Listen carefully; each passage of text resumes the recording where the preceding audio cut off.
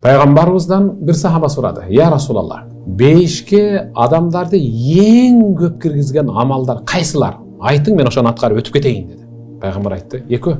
Бейішке кіргізе тұрған адамдарды ең көп кіргізе тұрған екі амал бар. Ал қайсылар деді? Ат-тақуа ва хуснул хулуқ. Тақуалық жана көркем мүнөз. Намаз оқыған адам тақуа болбоса, ал бекер ал. Ораза тұтқан адам тақуа болбоса, ал бекер. Намаз оқыған адам мүнөзүн оңдо болса, дағы бекер. Ушул тақуалық менен көркем мүнөз инсанды бейишке киргизет.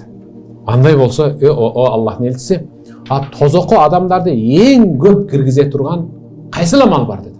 Ажвафан эки көңдөйчү. Эки көңдөйчү боштук. Бирisi алфам, экинчиси вал фарж.